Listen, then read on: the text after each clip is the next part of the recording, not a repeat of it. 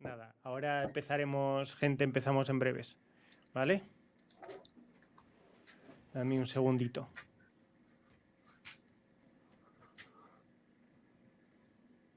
¿Te importa si saco una foto y lo subo a Instagram? En plan, No.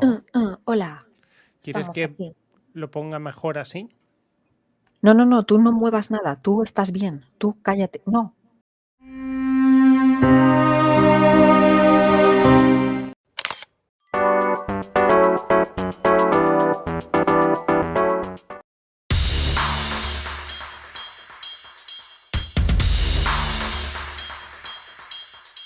A partir de Sí, aquí, ahora yo debería hacer una marquita al stream para que el editor se... No, en realidad, qué tontería. Editor, no tengas en cuenta esto.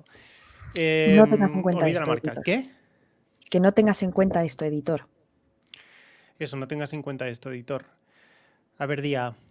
Ah, Vale, ahora te oigo mejor.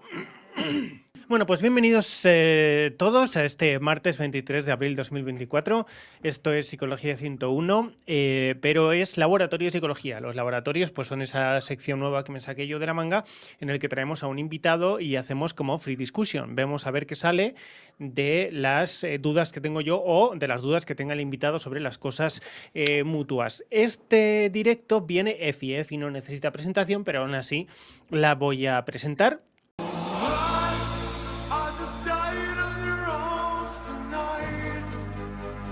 Efi es top de mis mejores amigas, criatura del canal desde los comienzos y, bueno, no es tan experimento de lágrima, y ella pues es estudiante de psicología, influenciadora en redes sociales, maquilladora, nutricionista, niña linda de batalla cultural y súbdita de Proxy, ¿vale? Y luego, pues, bueno, venerada. Aquí en el canal, como podemos ver, se le venera. Bien. Muchas gracias por venir, Efi. ¿Cómo estás? ¿Cuánto tiempo? Eso es lo más importante, es cuánto tiempo. Y exfeminista, es verdad, exfeminista es muy importante también. ha pasado largo tiempo desde que yo estuve por estos lares. Ya. Bueno, pasemos de eso. Gracias por venir y a ver qué tal nos sale el laboratorio. Es la primera vez que lo hago contigo. Lo he hecho ya con Este País Tuve. No sé si lo viste en su momento, pero hicimos un laboratorio de ciencias cognitivas. Tú estarías estudiando. Entonces No, lo vi. ¿Lo viste? Sí. Y No más o menos entero, que no demasiado entero. compliqué. Sí. Sí, lo fue incluso para mí, o sea que imagínate. En plan, era muy denso y por la noche y densidad era como, O sea, Nah, estaba interesante, porque era interesante, es un tema interesante, pero me parece que o sea, o al menos para mí, como tener como más recursos visuales o un esquema o algo así como para ir apoyando, ¿sabes? habría merecido la pena una buena pizarra de proxy, ¿verdad? Por lo menos. Por lo menos. Sí. En fin. Vale, pues eso. Entonces, ¿qué vamos a hacer hoy? El laboratorio. A ver, hace poco, no sé si preferirías, me harías el favor de cuando dejes de estar tan distraída, me harías el No, favor de... te estoy escuchando. Que ya lo sé, que es broma. Que me harías el favor de contarles cómo se nos ocurrió que vinieras esta vez o qué es lo que pasó. ¿Se puede contar eso? Sí, obviamente. A Vale, ver, como mira, hay, como hay cuenta una conversación privada, pues no sabía yo porque si. lo contaste tú ayer, pero lo contaste mal. Vale. Vale, pues Así que cuenta. Entonces corrígeme. Cuéntalo, please. lo explico yo. Eh, ya me acuerdo. Pues estaba en un grupo y, o sea, hay mucha coña en Twitter, sobre todo, acerca de tu padre se fue de tu casa, sobre todo con las feministas, ¿no? En plan, no tienes padre o no sé qué, no sé cuántos, o qué tal la relación con tu padre. Pero es pura coña. Entonces, en un grupo de, bueno, de colegas y tal, pues dije de coña a una persona, ¿qué tal la relación con tu padre? Y como que la persona no pilló la coña. Y como que muy por encima dice, ¿y eso qué tiene que ver con no sé qué, no sé cuántos? Y yo, bueno, pues porque el afecto, el apego, los vínculos que hayas desarrollado de pequeño, pues luego van a afectar, no sé qué, pero lo O sea, dije de una manera, explicaste tu chiste, ¿no? Cosa que hay que procurar no hacer. sí, Ujú. y aún así tampoco lo pilló. Y Pero aún bueno, así... el caso, o sea, quiero decir, cuando me salió con eso, como que, o sea, cuando di una breve definición, otra chica que es neurobióloga o neuropsicóloga o neuroalgo, me respondió diciendo en plan, bueno, a ver, esto es una teoría de los 70 sacada de la manga que pues no tiene nada de científico, no sé qué, no sé cuántos. Y yo le respondí que las teorías del apego desarrolladas por Bowlby, bueno, no sé cómo se pronuncia este hombre, yo lo siento, o mujer, Da igual. científico, sí se oye eco porque me oís en el este de proxy. Joder, de verdad, son todo problemas, ¿eh? O sea, no...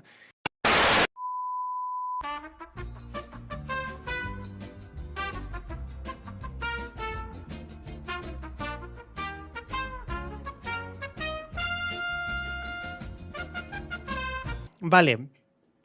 Entonces, ese grupo de amigos, había una neurobióloga que te dijo que Bueno, que las me teorías dijo del eso. apego eran Sí, que las una teorías del magufada. apego como que no estaban demostradas empíricamente. Y ahí sacó la palabra empíricamente, que tanto nos gusta en este canal, ¿a que sí? Sí, Bueno, muchísimo. No quepo en mí de júbilo cada vez que la oigo. En fin, efectivamente, lo sé. vale. Entonces, bueno, paralelamente hay un amigo de la universidad que está haciendo un curso de psicoterapia, no, psicoanálisis, perdón. Sí, bueno, Un curso de psicoanálisis. ¿Dónde se hace sí, eso? a mí, o sea, le estuve preguntando por curiosidad, no porque yo me fuera a apuntar.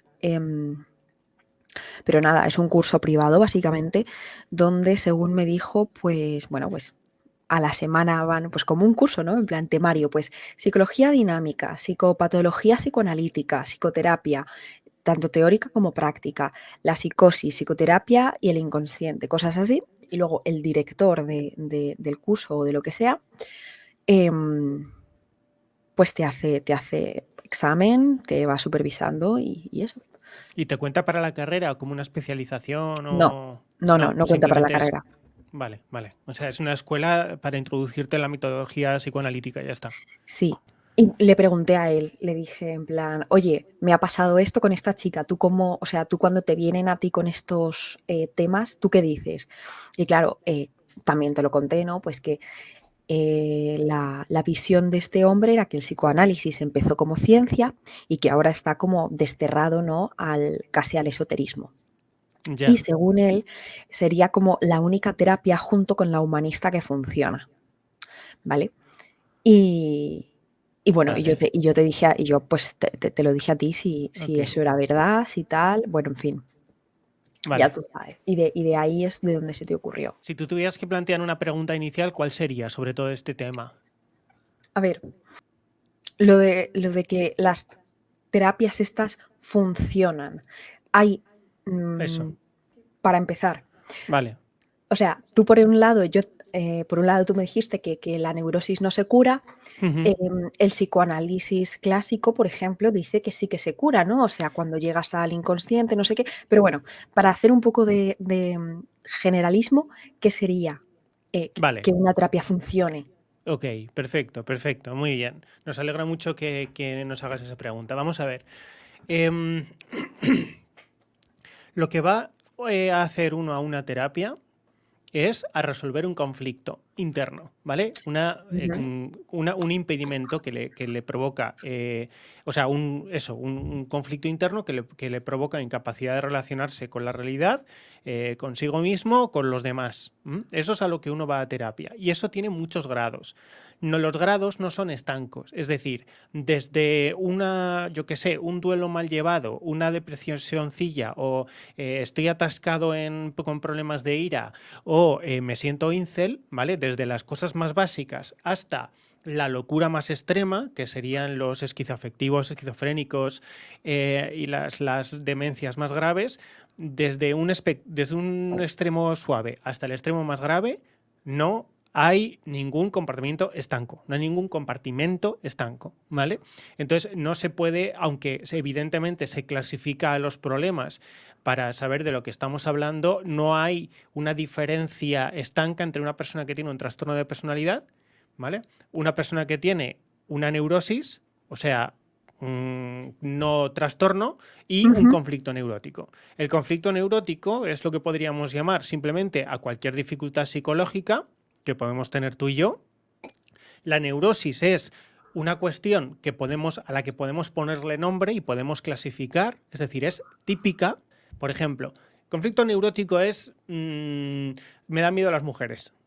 O, o no me puedo concentrar estudiando o no sé qué hacer con mi vida. Esos son conflictos neuróticos. Las neurosis tienen nombre y apellidos. Por Sí, ejemplo, duelo atípico, depresión, o depresión mayor, o depresión menor, lo que está en el DSM. sí, sí.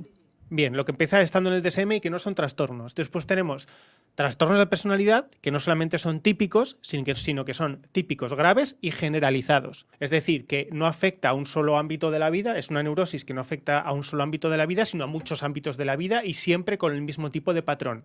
O sea, se puede detectar, clasificar, nombrar, se repite y es igual en todos los individuos, aunque tengan particularidades.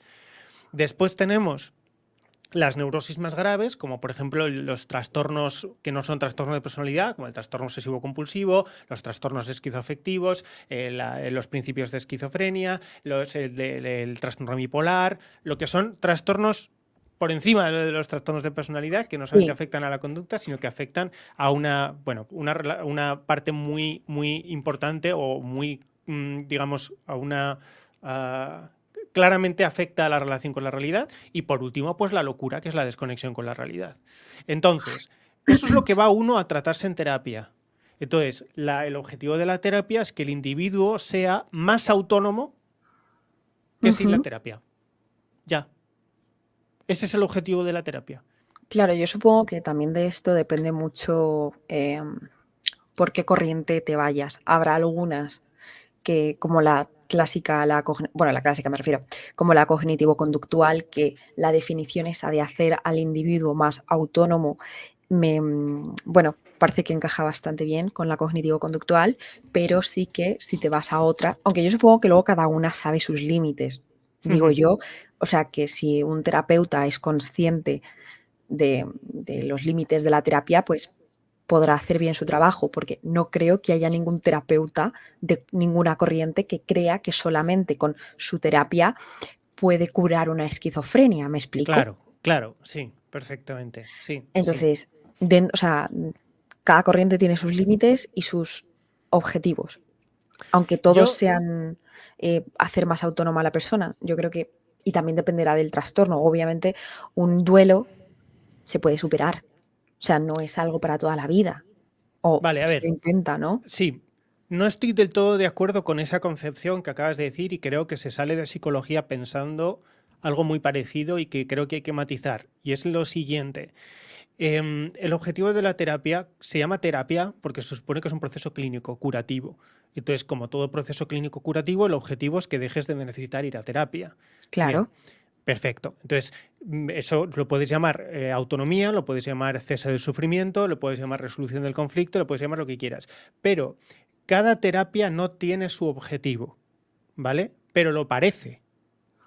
La cuestión es que todas las terapias deberían tener el mismo objetivo. Si una terapia tiene un objetivo diferente al de la autonomía del paciente respecto a su interior, entonces ya no es una terapia, es otra cosa.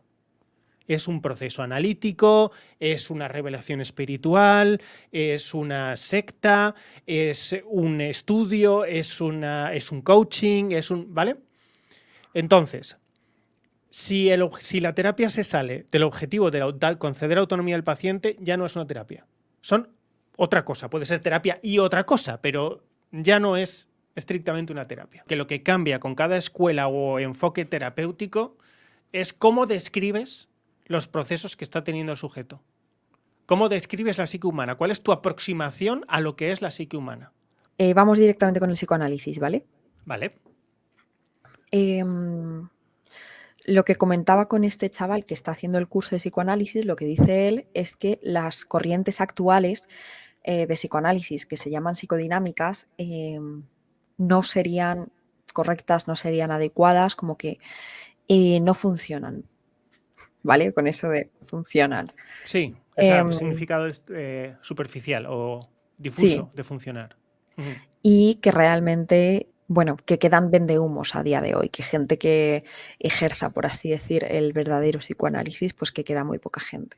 Entonces, ¿en qué se diferenciaría el psicoanálisis de antes del de ahora, de los, bueno, de cuando se inició al de los años 90 o nuevas? Vale. La diferencia, yo creo que la diferencia es poca. En el sentido ontológico, o sea, en el sentido descriptivo, sistemático de el psicoanálisis, la diferencia es que antes la simbología utilizada era mucho más mitológica y Ujú. ahora es mucho más, está mucho más sistematizada. Entonces, la diferencia, que esto creo que es una de las cosas para una de las paradojas del psicoanálisis, primero, el psicoanálisis no es una pseudociencia, es una protofilosofía. Vale.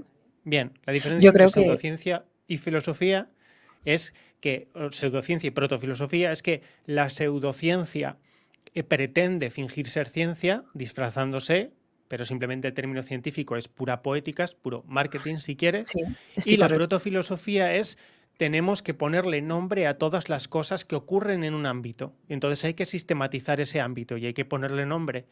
Entonces, si yo tengo que decir que el conjunto de problemas que tiene un individuo junto a su padre o con su padre, les llamamos complejo de Edipo y complejo de Electra, pues se le llama así, pero no es porque lo que esté ocurriendo dentro de ese individuo tenga nada que ver con Edipo y con Electra, sino que es una metáfora que se utiliza para nombrarlo. Pero la descripción del proceso tenemos que poder describir ese proceso. En la forma de describir el proceso, sí que es verdad que se ha denostado mucho la imagen del psicoanálisis, sobre todo de Freud, sobre todo de Freud. O sea, hay muchos otros Sí. psicoanalistas que incluso Freud era como, joder, menudo pirado, incluso. Ujú, ujú. Entonces, como la mayoría de la gente tiene esa visión, y a mí me pasa una cosa, y es que cuando tanta gente o veo tanta reticencia hacia algo, pues ese algo me empieza a llamar la atención. En plan, ¿por qué todo el mundo está tan en contra, tío? Porque lo están intentando, ¿sabes? Sí, Ujú. incluso habrá gente que le funcione. Entonces, em, supongo que a día de hoy lo de, o sigue habiendo esas denominaciones de complejo de Edipo, de Sí, Electra y demás. sí, no todas, pero sí. Es porque la representación simbólica del mismo psicoanálisis sobre lo que le ocurre al sujeto coincide con la representación que tiene el sujeto de lo que le está pasando a él. Es decir, Claro, cuando tú tienes un conflicto inconsciente y la gramática de ese conflicto inconsciente encaja con la gramática que está describiendo, es decir, con el proceso terapéutico que está siendo identificado por el psicoanalista, pues entonces a ti te funciona porque estás pudiendo explicitar algo que no exacto. podías explicitar. Y Ya, entonces al comprender tu estructura puedes operar sobre ella. ¿Vale? Entonces, ese es el motivo por el que funciona el psicoanálisis. Una sí, sí, sí, persona sí. con un trastorno obsesivo compulsivo, si tiene, por ejemplo, algún tipo de tendencia paranoide, le va a resultar muy difícil objetivar su tendencia paranoide, porque su neurosis específicamente es que esa neurosis paranoide no la puede identificar como paranoia, sino que tiene que confiar en que es paranoia. Entonces ahí solamente va a Ya. servir lo cognitivo-conductual, que es que ya tiene que asumir que lo que ocurre es paranoia para poder inhibirlo y tal.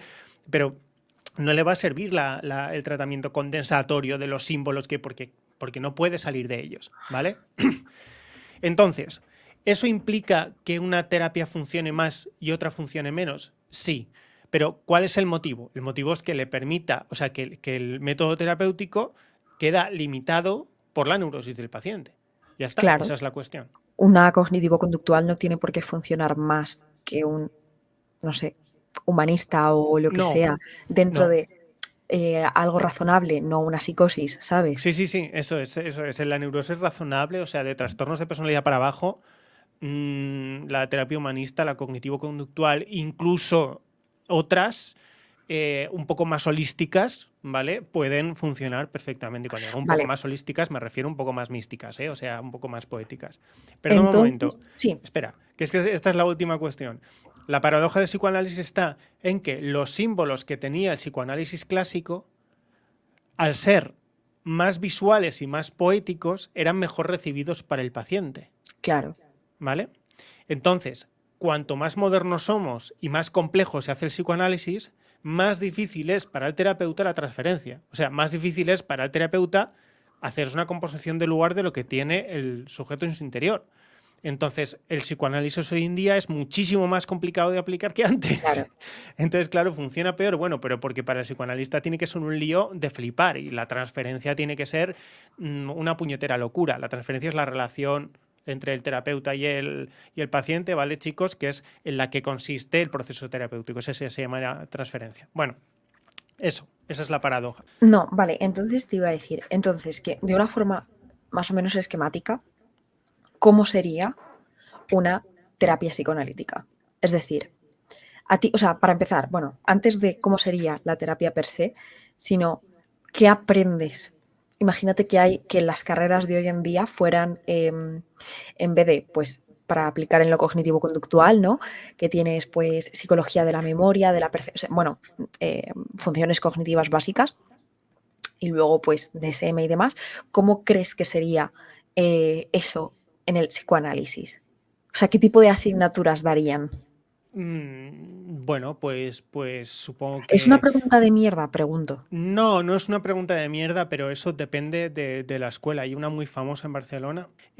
O sea, el psicoanálisis no es una carrera, es una especialización terapéutica, Claro, ¿vale? pero quiero decir, en psicología, o sea, en psicología a día de hoy hay una base que es, pues bueno, eso, los procesos cognitivos básicos que yo supongo que, y luego te especializas, te vas especializando. Obviamente, pero todo va muy encaminado, hay asignaturas de matemáticas, de probabilidad, de estadística, todo va muy encaminado a que sea todo súper, hiper, mega científico, súper, aplicar el método, ¿sabes? A eso me Sí, refiero, sí, perfectamente. a que, Ujú. o sea, yo creo que en una escuela psicoanalítica eso no va a predominar, ¿sabes? Bueno, pues sí predomina. Sí Así también. predomina. Sí, sí predomina también paradójicamente. Simplemente lo que cambia es que todo, o sea, todo lo que hay todas las descripciones psicológicas tienen pues esa doble vertiente, la más así, digamos, experimental, empírica, científico-médica y su estructuración y su estructura, pues eso, filosófica, su estructura semántica propia, sus nombres, sus procesos, sus símbolos, etcétera. Entonces, Claro, pero la me refiero a que, igual que se usaban símiles poéticos hace tiempo, sí. claro, tú tenías que saber qué símiles había, cuáles se correspondían con, o sea, quiero decir, no llegabas un día y Bueno, tú a como ver, terapeuta te los ahora inventabas. ya te entiendo. No, ahora existen libros de psicoanalistas modernos en los que hacen descripciones de los procesos psíquicos, terapéuticos, neuróticos y tal, pero con lenguaje. Entonces, eso es lo que se estudia. Lo que Vale, se a eso me estudia refiero, son claro, a eso me refería, eso, porque, sí, sí, sí, o son, sea, sí, si tú sí. quieres empezar a hacer psicoanálisis, pues tienes que tener su mismo lenguaje. Entonces, vale, entonces ahora sí, ¿cómo sería una terapia psicoanalítica a día de hoy? Psicoanalista. Bueno, pues a día de hoy es una conversación con el paciente en la que simplemente el psicoanalista interpreta lo que le dice el paciente, intentando hacer una especie de mapeado de la psique del sujeto, intentando a veces hablar en los términos de la neurosis del paciente y a veces hablando en los términos desde fuera del paciente. Es decir, yo, por ejemplo, en un caso como el tuyo, pues a veces hablaría de ti tal y como tú te refieres a ti misma, haciendo las mismas presuposiciones Ujú, para hablar en tu lenguaje inconsciente, es decir, para hablar en tu lenguaje representativo. claro. Entonces, utilizaría tus mismas presunciones conociendo tu estructura de autoestima. Y entonces ahí eso te permitiría a ti seguir hablando de lo tuyo y de repente yo pues cambiaría a descripciones propias para que tú veas o percibas mediante la comunicación cuál es la diferencia entre tu interior y lo que podría pensar otra persona sin que tú te dieras cuenta. Es decir, no es que lo hagas sin que tú te dieras cuenta, sino que tú lo vas realizando inconscientemente. Eso es la psicología de la transferencia psicoanalítica. Claro, o sea, eso justo te iba a decir, que yo eso lo he vivido o sea, tras ser paciente de bastantes psicólogos, en todos hay ese toma y daca, ¿sabes? A veces te hablo como esperas que te hable y otras veces te muestro la otra cara, ¿no? De la Ujú, moneda. ujú, ujú. Siempre lo hay. ¿Qué importancia se le da al inconsciente como en la terapia? Y por qué ¿En qué terapia? en la psicoanalítica y que la diferencia de las otras, me refiero. Hoy en día ninguna. Lo que tienen en común, o sea, el problema del inconsciente es una buena pregunta que voy a reformular. ¿Cuál es el papel del inconsciente en Sí, la psicología actual y cuál es el papel del inconsciente específicamente en la psicología analítica, es decir, en claro, es lo que he psicoanálisis? dicho, bro. Es literal lo que he dicho, bro. Pues hoy en día el inconsciente es un término que en la psicología, entre comillas, empírica, es un término que refleja, o sea, se relega a lo psicoanalítico. O sea, se dice, bueno, el inconsciente, sea lo que sea eso, ya nos entendemos cuando hablo. Sí, Eso es lo que se hace en la psicología clínica, ¿vale? Pero no se describe el inconsciente, porque se supone que no se puede trabajar con él. Entonces hay mucha gente que dice que es una magufada, que eso es una tontería y que no existe, que no se puede hablar del inconsciente, otros que dicen que se puede hablar del inconsciente, pero no se puede acceder a él, otros que dicen que se puede acceder a él, pero es difícil descifrarlo, y otros que dicen que eso del inconsciente solamente da problemas, así que es mejor no pensar en ello. Ya ¿y está. tú qué opinas? Yo, o sea, desde el realismo cognitivo, el inconsciente no solamente existe, sino que tiene unos procesos que sí que se pueden describir y que la utilidad del inconsciente es que el mismo paciente se aperciba de ese inconsciente. Entonces hay que procurar ayudar al paciente a explicitar lo implícito.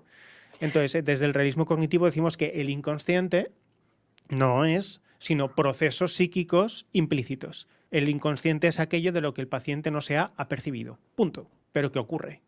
Claro, a mí o sea, yo estoy de acuerdo en que para mí el inconsciente, o sea, es en esos momentos en los que haces clic y de repente eres consciente o de repente te has dado cuenta de algo sobre ti mismo y es como que te cambia tu percepción. Para mí eso es como algo ha pasado del inconsciente al consciente, en plan, en terapia, ¿vale?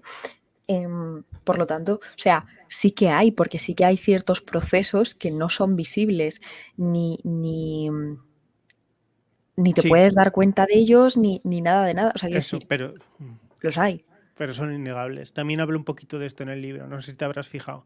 Claro, como te distraes porque lo lees en alto. Buah, estoy teniendo muchos problemas yo para leer, la verdad. Pero bueno, no, estoy teniendo serios problemas para leer. Dice, mira unicornio, la descripción del inconsciente esquizotípico de unicornio. Dice, para mí es una rayada, es como estar armando un puzzle y de repente saco una pieza de Lego de la caja. Y es como, ¿qué cojones pretenden que haga yo con esto? Continúa. Vale, entonces, todos estos temas, bueno, también quiero separar, ¿vale? El tema de los apegos del psicoanálisis, que yo no sé por qué cojones la chavala esta pues Sí, del grupo, como que hizo una relación entre los apegos y el psicoanálisis, que es como, sí, eh, sí. o sea, los apegos puede, porque esto también lo hablé con otro amigo que también está estudiando, él me dijo, a ver, los apegos no están ahí y ya, en plan, porque no los puedes, primero porque sería muy, o sea, porque no puedes llevar el método científico a los apegos. Es decir, no puedes coger a un niño, ponerle unos padres drogadictos y hacer que tenga un apego inseguro. ¿Sabes lo que te quiero decir? No puedes demostrarlo empíricamente. Según él y según, pues parece que muchas otras personas, por ello los apegos son una teoría que, pero que, no sé, y para mí, aunque no haya, joder, aunque no haya experimentalmente, pues porque obviamente éticamente sería cruel y una puta locura, se ha Vale, demostrado correlacionalmente. claro, esa es la cuestión. Es que esa especie, esa forma de hablar de lo empírico es no sé, de ser más simple que mear en pared. Vamos a ver, esta gente confunde empírico con experimentos triviales. confunde lo empírico con aquello que se puede someter a un experimento de resultado trivial, que es de sí o no. Entonces, si eso no se puede hacer, creen que eso no es empírico, pero es una Claro. tontería. Empírico es aquello que se puede contrastar experiencialmente, es decir, que puedes tener una experiencia o crear una experiencia que te permita contrastar tus expectativas con la realidad y corregir. Ya está, esa es la cuestión. Eso es lo que es empírico. Entonces, por ejemplo, como ya te dije, todo el mundo sabe, porque hay muchos estudios que no es que estudien eso, sino que lo revelan, porque no hace falta estudiar algo para darte cuenta de algo, sino que lo puedes entrever cruzando diferentes datos y estudios, que la ausencia de padres es una de las primeras causas de delincuencia en los varones jóvenes. Entonces, si quieres llamarlo, no lo sé, tú puedes explicar esto de dos formas muy diferentes. La primera, puedes decir que la ausencia de padre crea complejos que hacen que el niño pierda referencias, no sé qué, puedes explicarlo psicoanalíticamente, ¿vale? Le puedes llamar herida de abandono, de padre, ausencia, hueco, tal, lo que sea.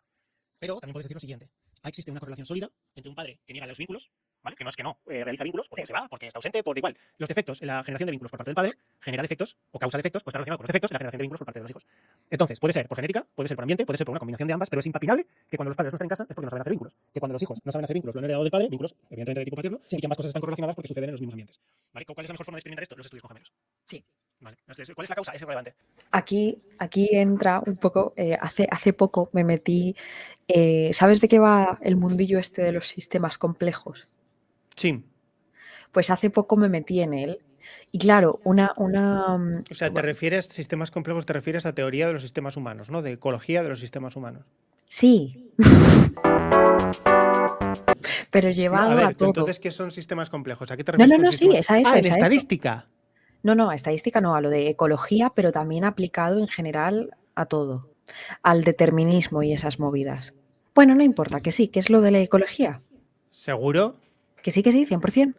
Bueno, a ver, da igual, sistemas complejos. Dime, cuéntame de A ver, cosas de los sistemas complejos. lo que tú decías, o sea, que tú decías, puede ser o una cosa o la otra, pero Sí, es una de las dos, sí, aunque no puedas saber cuál o demostrar cuál. sí. Claro, y a mí esto me hace mucha gracia porque es como, o sea, obviamente habrá otras muchas variables que no puedas controlar, pero será tan nímeas su efecto sobre el fenómeno que da igual que no las puedas controlar, ¿sabes? Claro, no tienes Y por es, qué controlar. Sí. claro, y esto es lo que creo que ocurre en estos casos, que es como se ponen súper, claro, es que en el experimento tienes que controlar esto, ya bueno, pero es que el efecto, o sea, si tú cambias una de esas dos pilares, por así decirlo, sí que cambia el apego del niño, ¿vale? Por poner un ejemplo.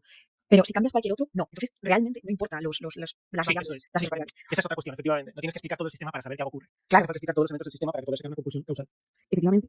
Porque también lo de la causalidad es otra movida que flipas. Pero bueno, el caso también de esto es que a mí me hacía mucha gracia mi amigo este súper cognitivo conductual que me decía, bueno, y aunque lo de los apegos sea cierto, ¿de qué te sirve en una terapia?